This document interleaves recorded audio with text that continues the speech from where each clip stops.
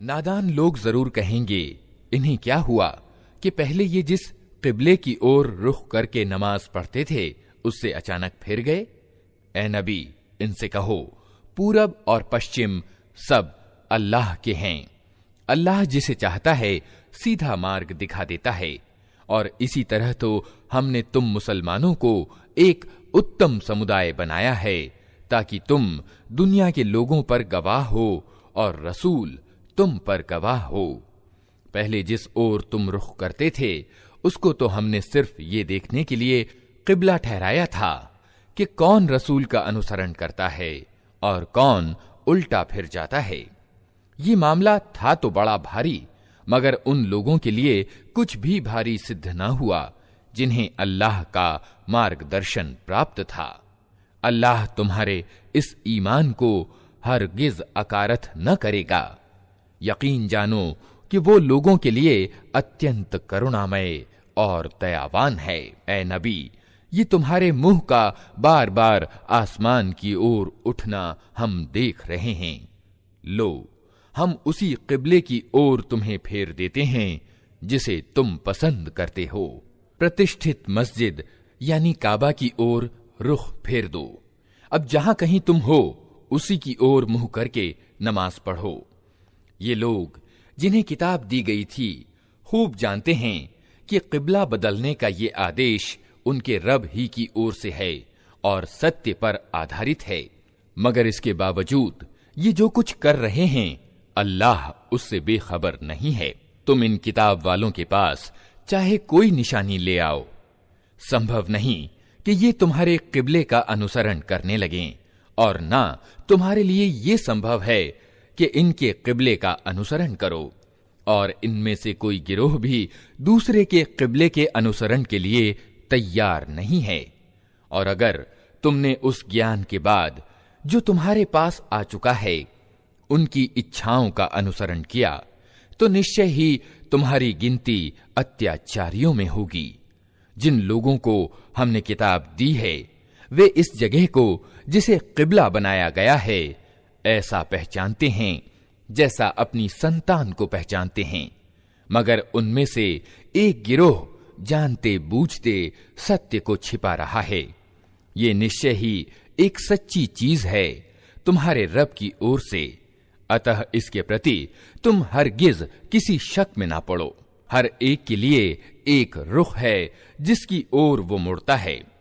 अतः तुम भलाइयों की ओर बढ़ने में अग्रसरता दिखाओ। जहां भी तुम होगे अल्लाह तुम्हें पालेगा। उसकी कुदरत से कोई चीज बाहर नहीं। तुम जिस जगह से भी होकर जाओ वहीं से अपना रुख नमाज के समय प्रतिष्ठित मस्जिद काबा की ओर फेर दो, क्योंकि ये तुम्हारे रब का बिल्कुल सत्य पर आधारित फैसला है और अल्लाह तुम लोगों के कर्मों से बेखबर नहीं है। और जहां से भी होकर जाओ अपना रुख प्रतिष्ठित मस्जिद काबा ही की ओर फेरा करो, और जहां भी तुम हो उसी की ओर मुंह करके नमाज पढ़ो, ताकि लोगों को तुम्हारे खिलाफ झगड़ने की कोई दलील न मिले। हां, जो उनमें से जालिम हैं वे तो कभी चुप न होंगे, तो उनसे तुम न डरो बल्कि मुझसे डरो। और इसीलिए कि मेरी नेमत तुम पर पूरी हो, और इस आशा में कि मेरे इस आदेश के अनुपालन से तुम उसी तरह कामयाबी का मार्ग पाओगे जिस तरह तुम्हारा इस चीज से कल्याण हुआ कि हमने तुम्हारे बीच खुद तुम में से एक रसूल भेजा जो तुम्हें हमारी आयतें सुनाता है, तुम्हारे जीवन को संवारता है, तुम्हें किताब और तत्वदर्शिता की शिक्षा देता है, और तुम्हें वे बातें सिखाता है जो तुम न जानते थे। अतः तुम मुझे याद रखो, मैं तुम्हें याद रखूंगा, और मेरा शुक्र अदा करो, नाशुक्री ना करो। ऐ लोगों जो ईमान लाए हो, सब्र और नमाज से मदद लो। अल्लाह सब्र करने वालों के साथ है। और जो लोग अल्लाह के मार्ग में मारे जाएं, उन्हें मुर्दा न कहो। ऐसे लोग तो वास्तव में जिंदा हैं, लेकिन उनकी जिंदगी को तुम जान नहीं पाते। और हम जरूर तुम्हें डर, भूख, जान माल की हानियों और आमदनियों के घाटे में डालकर तुम्हारी आजमाइश करेंगे। इन हालात में जो लोग सब्र से काम लें और जब कोई मुसीबत पड़े तो कहें कि हम अल्लाह ही के हैं और अल्लाह ही की ओर हमें पलट कर जाना है, उन्हें खुशखबरी दे दो। उन पर उनके रब की ओर से बड़ी कृपाएं होंगी, उसकी दयालुता उन पर साया करेगी और ऐसे ही लोग सीधे मार्ग पर चलने वाले हैं। यकीनन सफा और मरवा अल्लाह की निशानियों में से हैं।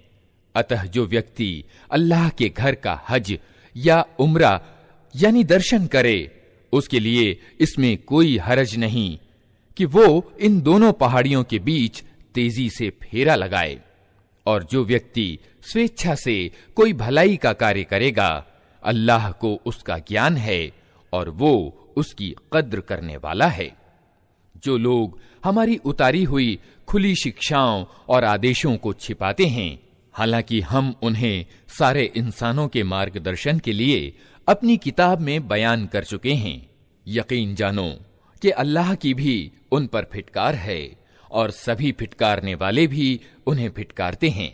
अलबत्ता जो इस रवैये को छोड़ दें और अपने व्यवहार सुधार लें और जो कुछ छिपाते थे उसे बयान करने लगें, उनको मैं माफ कर दूंगा और मैं बड़ा माफ करने वाला और दयावान हूं।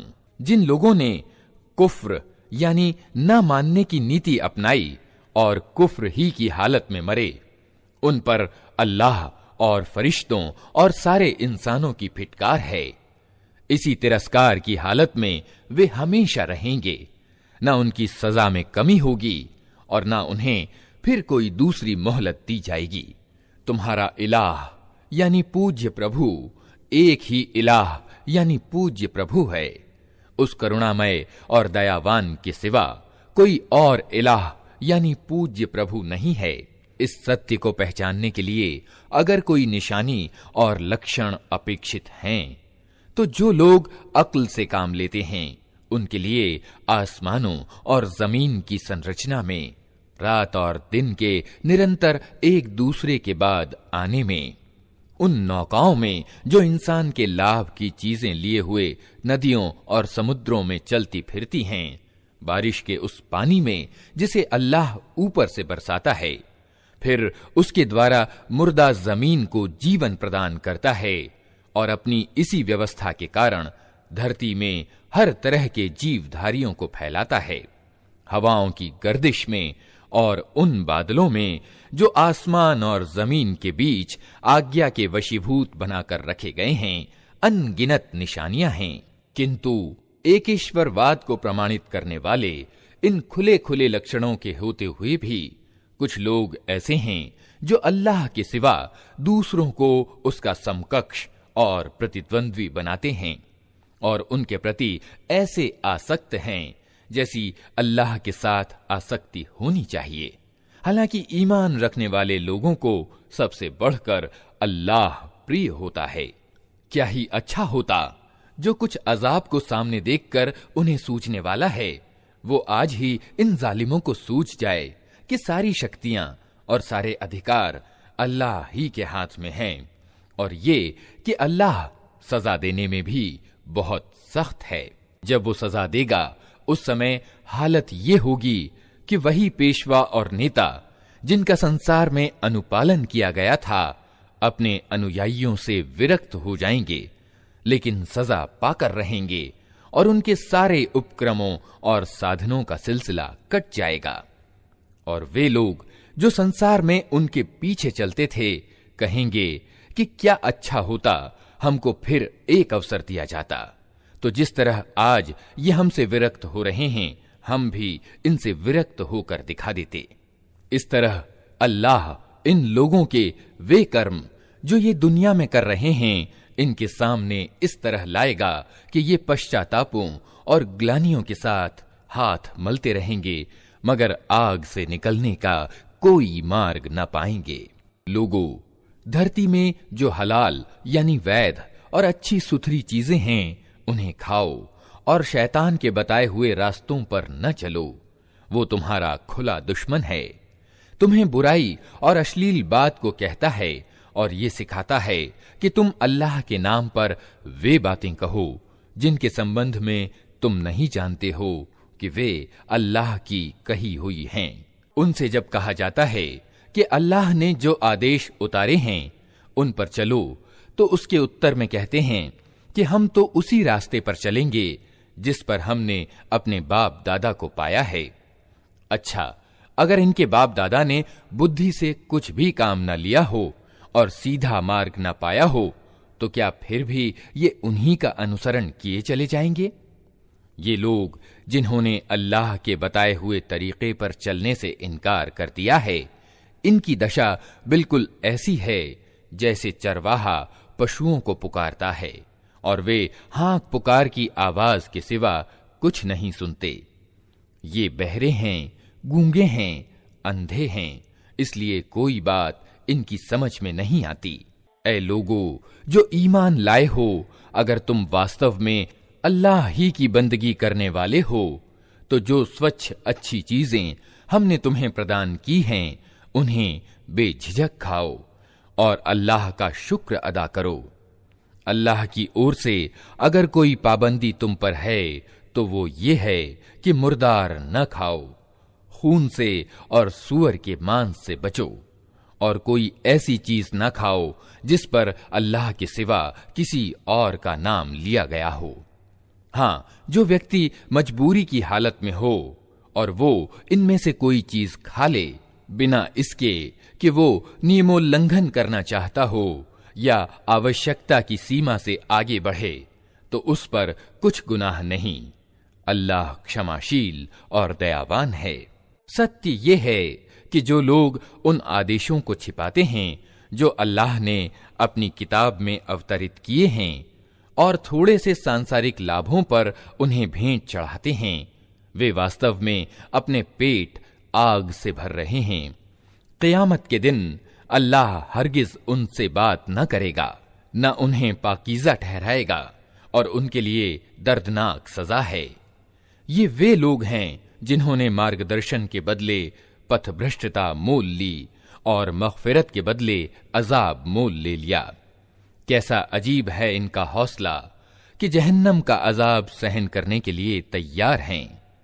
ये सब कुछ इसलिए हुआ कि अल्लाह ने तो ठीक ठीक सत्य के अनुसार किताब उतारी थी, मगर जिन लोगों ने किताब में विभेद पैदा किए, वे अपने झगड़ों में सत्य से बहुत दूर निकल गए।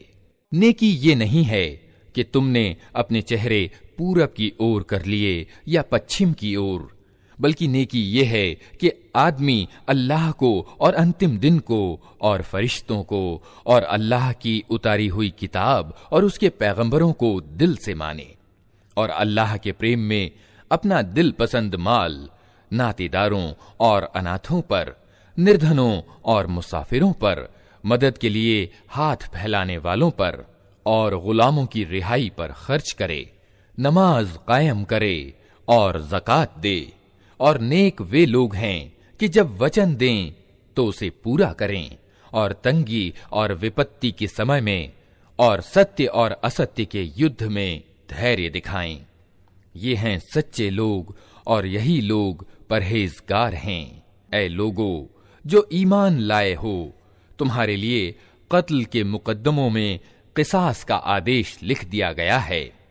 आजाद आदमी ने कत्ल किया तो उस आजाद आदमी से ही बदला लिया जाए। गुलाम कातिल हो तो वो गुलाम ही कत्ल किया जाए, और औरत ने यह अपराध किया हो तो उस औरत से ही किसास लिया जाए। हाँ, अगर किसी कातिल के साथ उसका भाई कुछ नरमी करने के लिए तैयार हो तो सामान्य नियम के अनुसार खून के माली बदले का निपटारा होना चाहिए, और कातिल के लिए आवश्यक है कि भले तरीके से खून बहा चुका दे। ये तुम्हारे रब की ओर से छूट और दयालुता है। इस पर भी जो ज्यादती करे उसके लिए दर्दनाक सजा है।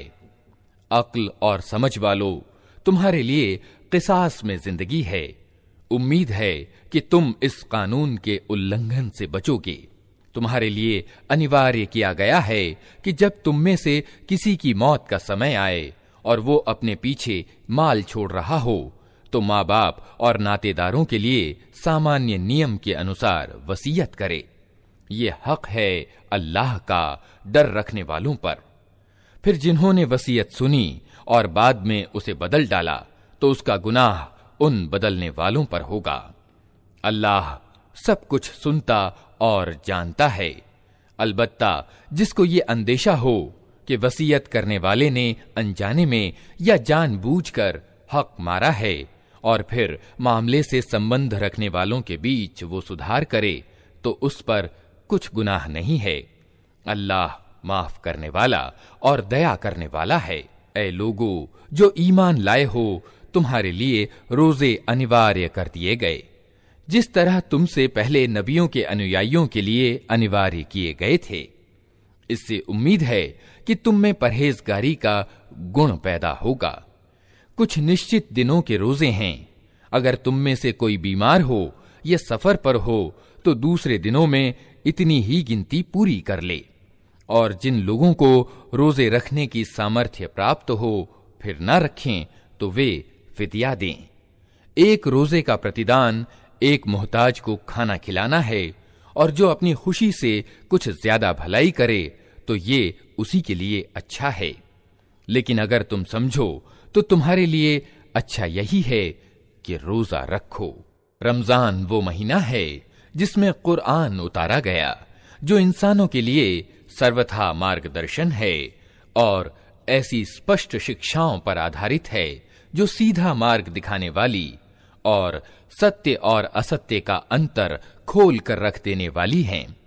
अतः अब से जो व्यक्ति इस महीने को पाए उसके लिए अनिवार्य है कि इस पूरे महीने के रोजे रखे और जो कोई बीमार हो या सफर पर हो तो वो दूसरे दिनों में रोजों की गिनती पूरी करे। अल्लाह तुम्हारे साथ नरमी करना चाहता है, सख्ती करना नहीं चाहता।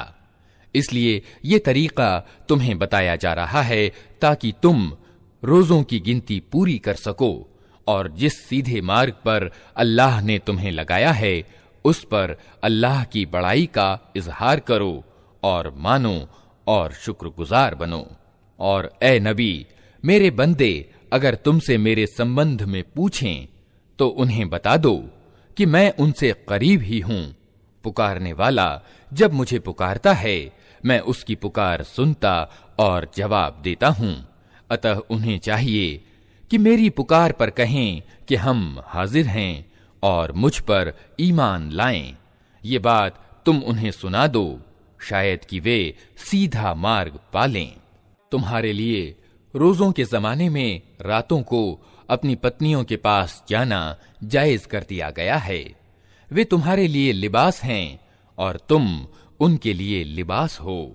अल्लाह को मालूम हो गया कि तुम लोग चुपके चुपके अपने आप से खियानत यानी चोरी कर रहे थे, मगर उसने तुम्हारा कसूर माफ कर दिया और तुम्हें छोड़ दिया।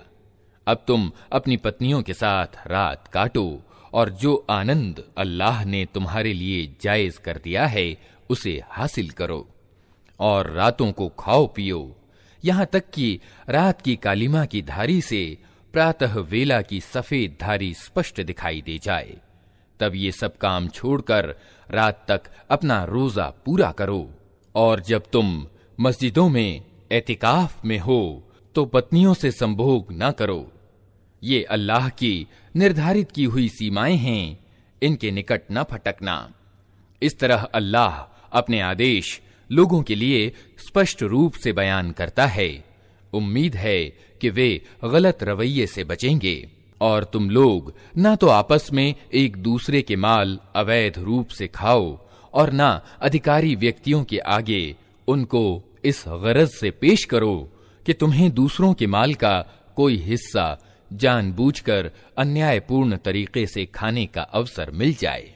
ए नबी, लोग तुमसे चांद के घटते बढ़ते रूपों के बारे में पूछते हैं। कहो, ये लोगों के लिए तिथियों के निर्धारण के और हज के लक्षण हैं।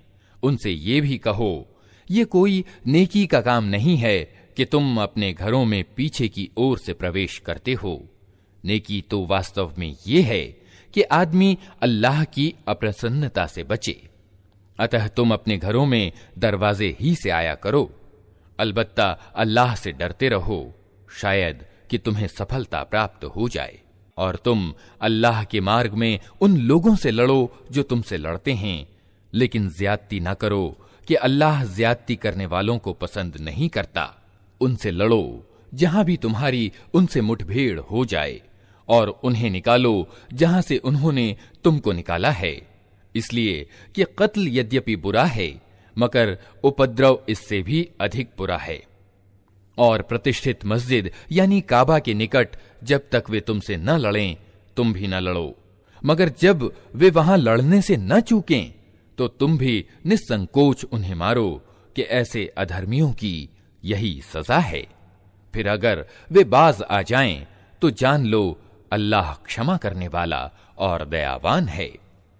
तुम उनसे लड़ते रहो यहां तक कि उपद्रव बाकी न रहे और धर्म अल्लाह के लिए हो जाए।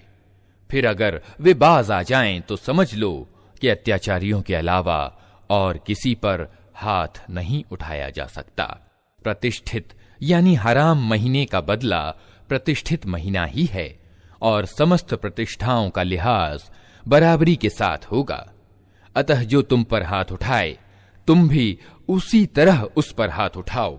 अलबत्ता अल्लाह से डरते रहो और ये जान रखो कि अल्लाह उन्हीं लोगों के साथ है जो उसकी सीमाओं को तोड़ने से बचते हैं। अल्लाह के मार्ग में खर्च करो और अपने हाथों अपने आप को तबाही में न डालो। अच्छे से अच्छा तरीका अपनाओ कि अल्लाह अच्छे से अच्छा तरीका अपनाने वालों को पसंद करता है। अल्लाह की खुशनूदी के लिए जब हज और उम्रा का निश्चय करो तो उसे पूरा करो, और अगर कहीं घिर जाओ तो जो कुर्बानी उपलब्ध हो अल्लाह की सेवा में भेंट करो, और अपने सिर न मूंडो जब तक कि कुर्बानी अपने स्थान पर न पहुंच जाए। मगर जो व्यक्ति बीमार हो या जिसके सिर में कोई तकलीफ हो और इस कारण अपना सिर मुंडवा ले, तो उसे चाहिए कि प्रतिदान यानी सदका के रूप में रोजे रखे या दान करे या कुर्बानी करे। फिर अगर तुम्हें अम्न नसीब हो जाए और तुम हज से पहले मक्का पहुंच जाओ, तो जो व्यक्ति तुम में से हज का समय आने तक उम्रा से फायदा उठाए वो सामर्थ्य के अनुसार कुर्बानी दे। और अगर कुर्बानी उपलब्ध न हो तो 3 रोजे हज के समय में और 7 घर पहुंचकर इस तरह पूरे 10 रोजे रख ले। ये छूट उन लोगों के लिए है जिनके घर बार प्रतिष्ठित मस्जिद यानी काबा के निकट न हों। अल्लाह के इन आदेशों के उल्लंघन से बचो और खूब जान लो कि अल्लाह सख्त सजा देने वाला है। हज के महीने सबको मालूम हैं। जो व्यक्ति उन निश्चित महीनों में हज का इरादा करे उसे सावधान रहना चाहिए कि हज के बीच में उससे कोई काम वासना का कार्य, कोई बुरा काम, कोई लड़ाई झगड़े की बात न होने पाए। और जो अच्छे कर्म तुम करोगे उसे अल्लाह जानता होगा। हज के सफर के लिए पाथे यानी ज़ादे राह साथ ले जाओ, और सबसे अच्छा पाथे परहेजगारी है। अतः ए अक्ल वालो, मेरी नाफरमानी से बचो, और यदि हज के साथ साथ तुम अपने रब का अनुग्रह भी खोजते जाओ तो इसमें कोई दोष नहीं। फिर जब अरफात से चलो तो मशअरे हराम यानी मुजदलफा के पास ठहरकर अल्लाह को याद करो, और उसी तरह याद करो जिसकी सीख उसने तुम्हें दी है, वरना इससे पहले तो तुम लोग भटके हुए थे। फिर जहां से और सब लोग पलटते हैं वहीं से तुम भी पलटो और अल्लाह से माफी चाहो। निश्चय ही वो क्षमाशील और दयावान है। फिर जब हज संबंधी अरकान को पूरा कर चुको तो जिस तरह पहले अपने पूर्वजों की चर्चा करते थे उसी तरह अब अल्लाह का जिक्र करो, बल्कि उससे भी बढ़कर। मगर अल्लाह को याद करने वालों में भी बहुत अंतर है। उनमें से कोई तो ऐसा है जो कहता है कि ऐ हमारे रब, हमें दुनिया ही में सब कुछ दे दे। ऐसे व्यक्ति के लिए आखिरत में कोई हिस्सा नहीं। और कोई कहता है कि ऐ हमारे रब, हमें दुनिया में भलाई दे और आखिरत में भी भलाई, और आग के अजाब से हमें बचा। ऐसे लोग अपनी कमाई के अनुसार दोनों जगह हिस्सा पाएंगे और अल्लाह को हिसाब चुकाते कुछ देर नहीं लगती। ये गिनती के कुछ दिन हैं जो तुम्हें अल्लाह की याद में बसर करने चाहिए। फिर जो कोई जल्दी करके 2 ही दिन में लौट पड़ा तो कोई हरज नहीं, और जो कुछ देर ज्यादा ठहर कर पलटा तो भी कोई हरज नहीं। शर्त यह है कि ये दिन उसने परहेजगारी के साथ बसर किए हों। अल्लाह की नाफरमानी से बचो और खूब जान रखो कि एक दिन उसके सामने तुम्हारी पेशी होने वाली है। इंसानों में कोई तो ऐसा है जिसकी बातें दुनिया की जिंदगी में तुम्हें बहुत भली लगती हैं और अपनी नेक नियति पर वो बार बार अल्लाह को गवाह ठहराता है, मगर वास्तव में वो सत्य का बदतरीन दुश्मन होता है। जब उसे सत्ता मिल जाती है तो धरती में उसकी सारी दौड़ धूप इसलिए होती है कि बिगाड़ फैलाए, खेतों को नष्ट करे और इंसानी नस्ल को तबाह करे। हालांकि अल्लाह जिसे वो गवाह बना रहा था, बिगाड़ को हरगिज पसंद नहीं करता। और जब उससे कहा जाता है कि अल्लाह से डर, तो अपनी प्रतिष्ठा का ध्यान उसको गुनाह पर जमा देता है। ऐसे व्यक्ति के लिए तो बस जहन्नम ही काफी है और वो बहुत बुरा ठिकाना है। दूसरी ओर इंसानों ही में कोई ऐसा भी है जो अल्लाह की प्रसन्नता की चाह में अपनी जान खपा देता है, और ऐसे बंदों के प्रति अल्लाह बहुत मेहरबान है। ऐ ईमान लाने वालों, तुम पूरे के पूरे इस्लाम यानी आज्ञा पालन में आ जाओ और शैतान का अनुपालन न करो कि वो तुम्हारा खुला दुश्मन है। जो साफ साफ आदेश तुम्हारे पास आ चुके हैं, अगर उनको पालेने के बाद फिर तुम बहके तो खूब जान रखो कि अल्लाह का प्रभुत्व सर्वत्र है और वो तत्वदर्शी और ज्ञाता है। इन सारे उपदेशों और आदेशों के बाद भी लोग सीधे न हों तो क्या अब वे इसका इंतजार कर रहे हैं कि अल्लाह बादलों का छत्र लगाए, फरिश्तों का परा साथ लिए खुद सामने आ मौजूद हो और फैसला ही कर डाला जाए। आखिरकार सारे मामले पेश तो अल्लाह ही के सामने होने वाले हैं।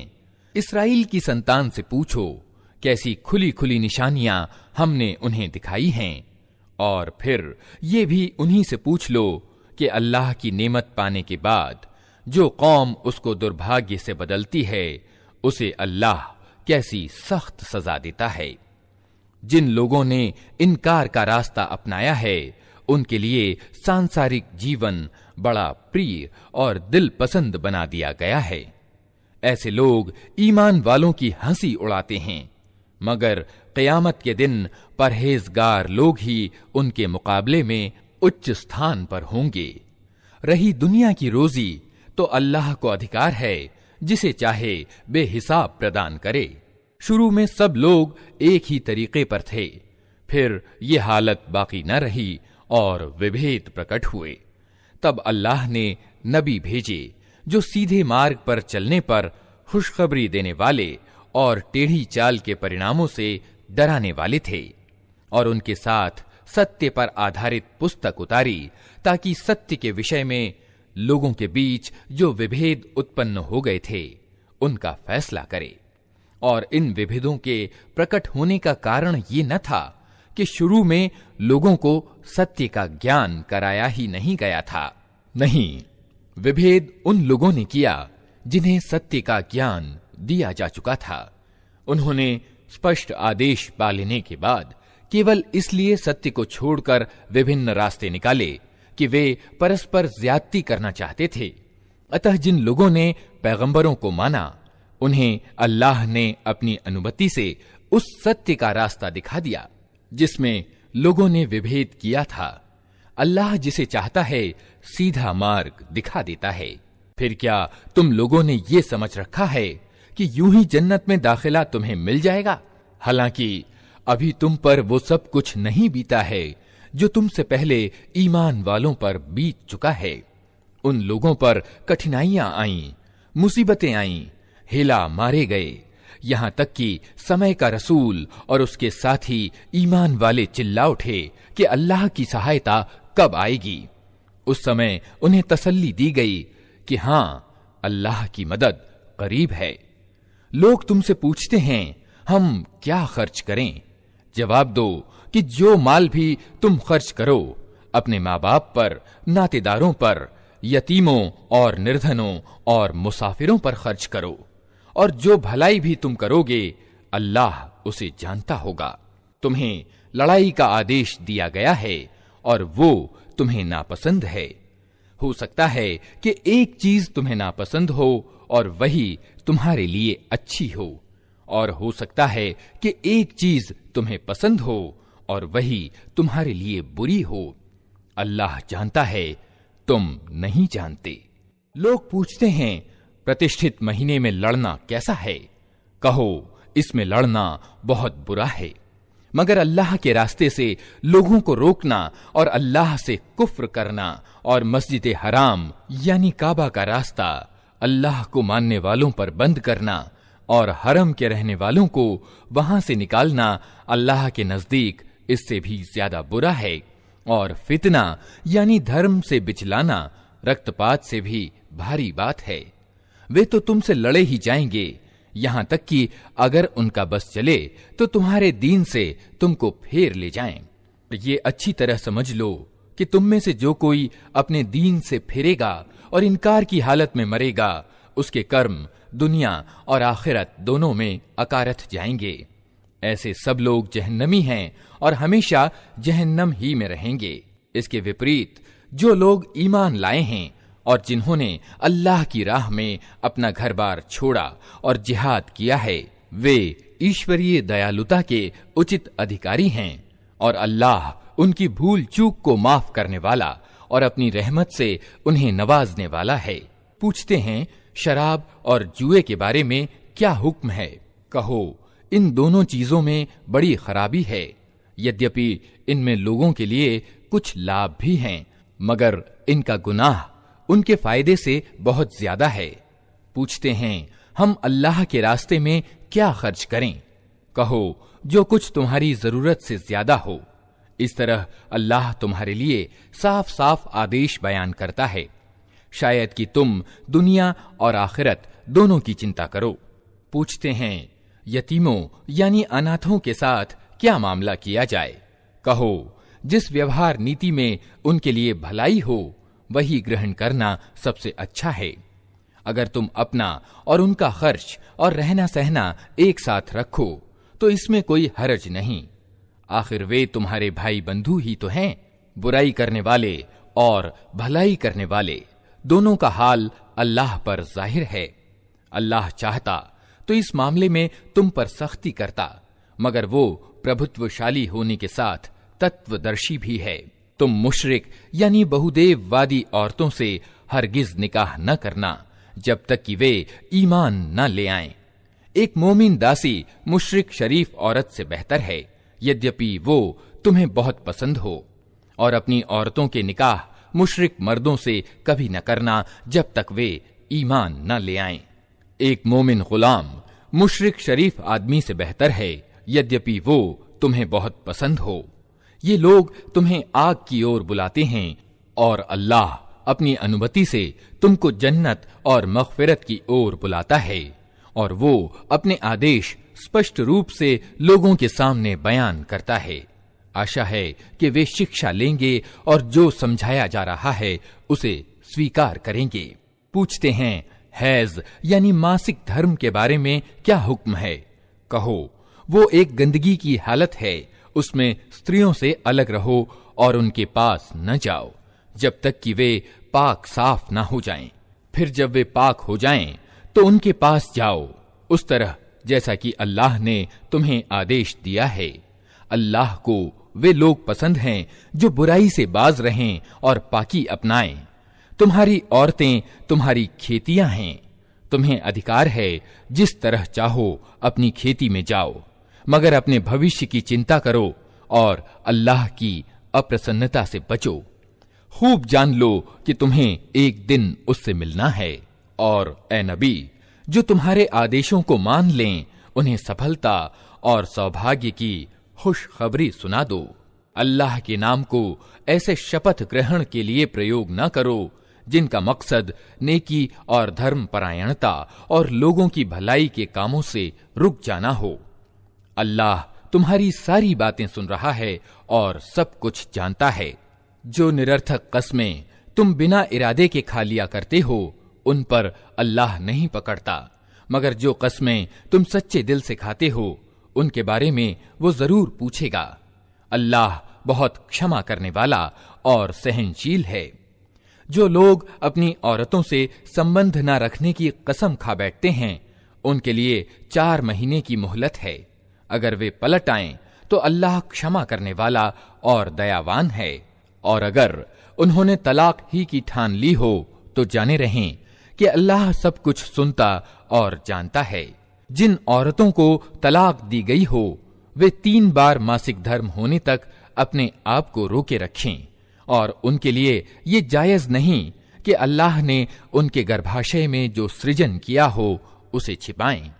उन्हें हरगिज ऐसा न करना चाहिए। अगर वे अल्लाह और अंतिम दिन पर ईमान रखती हैं, उनके पति संबंधों को ठीक करने के लिए तैयार हों, तो वे इस इद्दत की अवधि में उन्हें फिर पत्नी के रूप में वापस ले लेने के अधिकारी हैं। औरतों के लिए भी सामान्य नियम के अनुसार वैसे ही अधिकार हैं जैसे मर्दों के अधिकार उन पर हैं। अलबत्ता मर्दों को उन पर एक दर्जा प्राप्त है और सब पर अल्लाह प्रभावकारी प्रभुत्व रखने वाला और तत्वदर्शी और ज्ञाता मौजूद है। तलाक 2 बार है, फिर या तो सीधी तरह औरत को रोक लिया जाए या भले तरीके से उसको विदा कर दिया जाए। और विदा करते हुए ऐसा करना तुम्हारे लिए जायज नहीं है कि जो कुछ तुम उन्हें दे चुके हो उसमें से कुछ वापस ले लो। अलबत्ता ये अपवाद है कि पति पत्नी को अल्लाह की निर्धारित सीमाओं पर कायम न रह सकने की आशंका हो। ऐसी दशा में अगर तुम्हें ये भय हो कि वे दोनों अल्लाह की सीमाओं पर कायम न रहेंगे, तो उन दोनों के बीच ये मामला हो जाने में कोई हरज नहीं कि पत्नी अपने पति को कुछ मुआवजा देकर जुदाई हासिल कर ले। ये अल्लाह की निर्धारित की हुई सीमाएं हैं, इनका उल्लंघन न करो। और जो लोग अल्लाह की सीमाओं का उल्लंघन करें वही जालिम हैं। फिर अगर 2 बार तलाक देने के बाद पति ने पत्नी को तीसरी बार तलाक दे दी, तो वो औरत फिर उसके लिए हलाल न होगी, सिवाय इसके कि उसका निकाह किसी दूसरे व्यक्ति से हो और वो उसे तलाक दे दे। तब अगर पहला पति और ये औरत दोनों ये समझें कि अल्लाह की निर्धारित की हुई सीमाओं पर कायम रहेंगे, तो उनके लिए एक दूसरे की ओर पलटने में कोई हरज नहीं। ये अल्लाह की निर्धारित की हुई सीमाएं हैं जिन्हें वो उन लोगों के मार्गदर्शन के लिए स्पष्ट कर रहा है जो उसकी सीमाओं को तोड़ने का परिणाम जानते हैं। और जब तुम औरतों को तलाक दे दो और उनकी इद्दत अर्थात निश्चित अवधि पूरी होने को आ जाए, तो या भले तरीके से उन्हें रोक लो या भले तरीके से विदा कर दो। सिर्फ सताने के लिए उन्हें न रोके रखना कि ये ज्यादती होगी, और जो ऐसा करेगा वो वास्तव में आप अपने ही ऊपर जुल्म करेगा। अल्लाह की आयतों का खेल ना बनाओ। भूल न जाओ कि अल्लाह ने किस बड़ी नेमत से तुम्हें नवाजा है। वो तुम्हें नसीहत करता है कि जो किताब और तत्वदर्शिता यानी हिकमत उसने तुम पर नाजिल की है, उसके आदर का ध्यान रखो। अल्लाह से डरो और अच्छी तरह जान लो कि अल्लाह को हर बात की खबर है। जब तुम अपनी औरतों को तलाक दे चुको और वे अपनी अवधि यानी इद्दत पूरी कर लें, तो फिर इसमें रुकावट न खड़ी करो कि वे अपने मनपसंद पतियों से निकाह कर लें, जबकि वे सामान्य रीति से आपस में निकाह करने पर राजी हों। तुम्हें नसीहत की जाती है कि ऐसी हरकत हरगिज न करना। अगर तुम अल्लाह और अंतिम दिन पर ईमान लाने वाले हो, तुम्हारे लिए शिष्ट और सुथरा तरीका यही है कि इससे बाज रहो। अल्लाह जानता है, तुम नहीं जानते। जो बाप चाहते हों कि उनके बच्चे दूध पीने की पूरी अवधि तक दूध पिएं, तो माएं अपने बच्चों को पूरे 2 वर्षों तक दूध पिलाएं। ऐसी स्थिति में बच्चे के बाप को सामान्य रीति से उन्हें खाना कपड़ा देना होगा, मगर किसी पर उसकी समाई से बढ़कर बोझ न डालना चाहिए। न तो मां को इस कारण से तकलीफ में डाला जाए कि बच्चा उसका है, और ना बाप ही को इस कारण से तंग किया जाए कि बच्चा उसका है। दूध पिलाने वाली का ये अधिकार जैसा बच्चे के बाप पर है, वैसा ही उसके वारिस पर भी है। लेकिन अगर दोनों पक्ष वाले आपस के समझौते और मशवरे से दूध छुड़ाना चाहें तो ऐसा करने में कोई हरज नहीं। और यदि तुम्हारा विचार अपने बच्चों को किसी दूसरी औरत से दूध पिलवाने का हो तो इसमें भी कोई हरज नहीं। शर्त यह है कि इसका जो कुछ मुआवजा तय करो वो सामान्य रीति से चुका दो। अल्लाह से डरो और जान रखो कि जो कुछ तुम करते हो सब अल्लाह की नजर में है। तुम में से जो लोग मर जाएं, उनके पीछे अगर उनकी पत्नियां जिंदा हों तो वे अपने आप को 4 महीने 10 दिन रोके रखें। फिर जब उनकी अवधि यानी इद्दत पूरी हो जाए तो उन्हें अधिकार है अपने विषय में सामान्य रीति से जो चाहें करें। तुम पर इसकी कोई जिम्मेदारी नहीं। अल्लाह तुम सबके आमाल की खबर रखता है। निश्चित अवधि काल यानी इद्दत की मुद्दत में चाहे तुम उन विधवा औरतों के साथ निकाह का विचार संकेत रूप में जाहिर कर दो, चाहे मन में छिपाए रखो, दोनों हालतों में कोई हरज नहीं। अल्लाह जानता है कि उनका ख्याल तो तुम्हारे दिल में आएगा ही, मगर देखो गुप्त रूप से समझौता न करना। अगर कोई बात करनी है तो सामान्य रीति से करो, और निकाह का नाता जोड़ने का फैसला उस समय तक न करो जब तक कि अवधि यानी इद्दत पूरी ना हो जाए। खूब समझ लो कि अल्लाह तुम्हारे दिलों का हाल तक जानता है, इसलिए उससे डरो। और ये भी जान लो कि अल्लाह सहनशील है, छोटी छोटी बातों को माफ कर देता है। तुम पर कुछ गुनाह नहीं अगर अपनी औरतों को तलाक दे दो इससे पहले कि हाथ लगाने की नौबत आए और महर मुकर्रर हो। इस स्थिति में उन्हें कुछ न कुछ देना जरूर चाहिए। खुशहाल आदमी अपनी सामर्थ्य के अनुसार और गरीब अपनी सामर्थ्य के अनुसार सामान्य रीति से दे। ये हक है नेक आदमियों पर। और अगर तुमने हाथ लगाने से पहले तलाक दी हो लेकिन महर मुकर्रर किया जा चुका हो तो इस हालत में महर का आधा देना होगा।